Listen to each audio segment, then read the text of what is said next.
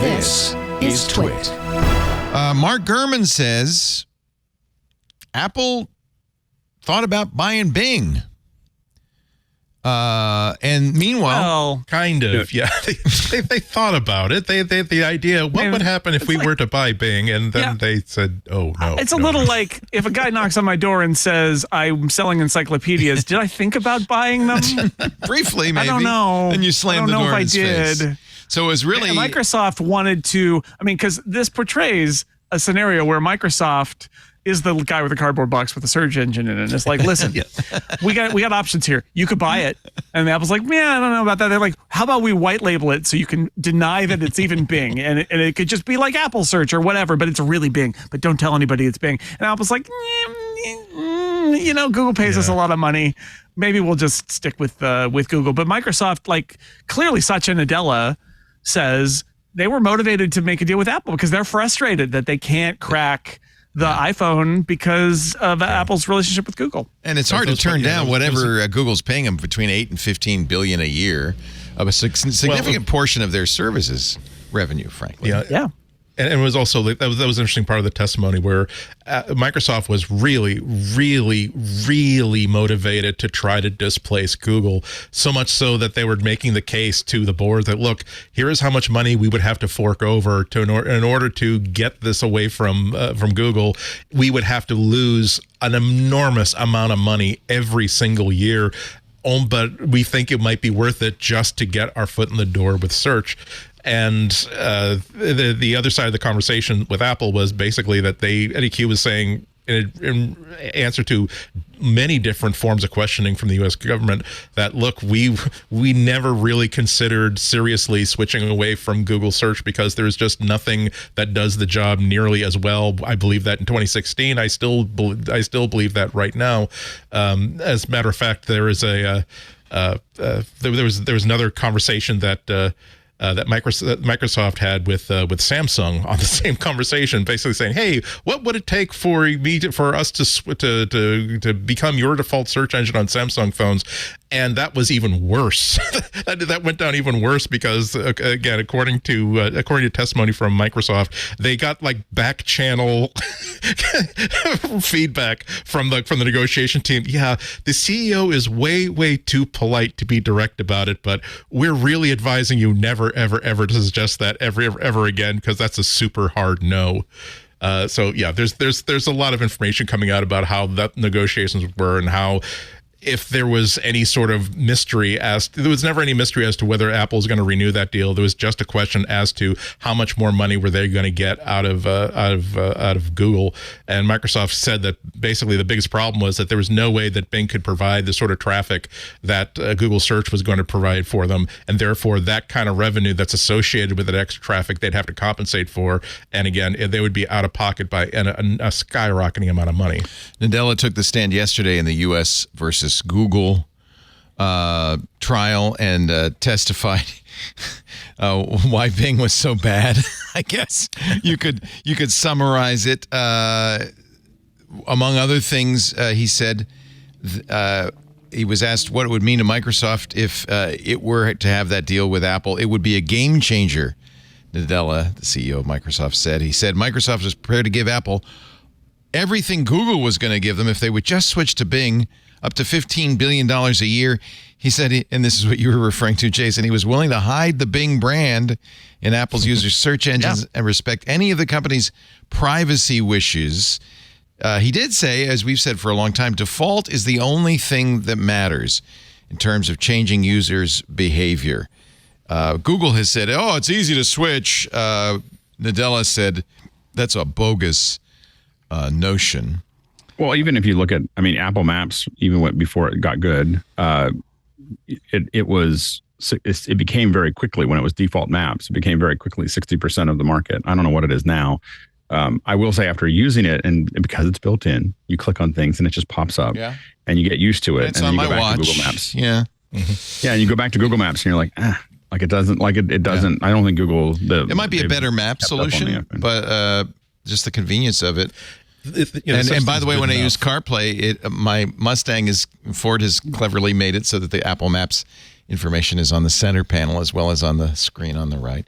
Well, when the U.S. Department of Justice's attorney asked Satya Nadella, has Microsoft tried to become Apple's default search engine? Yes, said Nadella. How'd it go? Not well, said Nadella.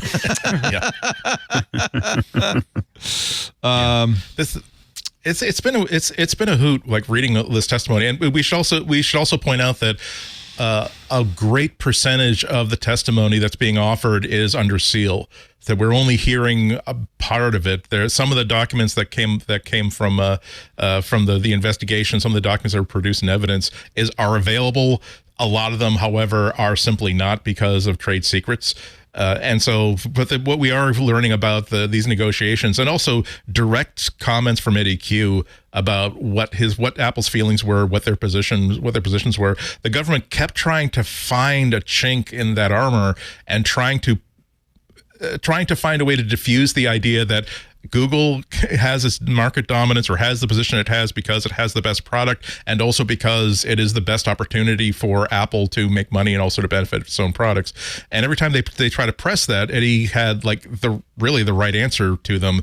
For instance, they're saying, "Oh well, the smoking gun, the dun dun dun was, and here's your own like Apple internal slide deck that says about how Google's security and privacy are terrible and Apple's are great. So why would you like even consider why would you subject your users to that?" And he said, well, that's why we have part of the deal is basically to include protections to make sure that, for instance, people don't have to be logged into a Google account in order to like use the Google search. We also put other like protections for user privacy inside there, on and on and on and on. It was a hard line of questioning for someone who's a fan of the Department of Justice, because it was just every bullet just ping came off that armor like it was nothing. Gurman has also said, and I don't know how credible it is, that Apple was thinking about launching its own search engine to compete with Google. Remember, Apple did hire John Giannandrea, who's running Apple's AI division from Google, but Giannandrea does have something to do with search. I have to say, given how lousy Apple's App Store search is, I'm not sure I want Apple to start doing a web search, but they are doing it as part of Siri, right? When you do a Siri search, it searches the net as well. And so Apple does have a spider out there, which is going through the internet.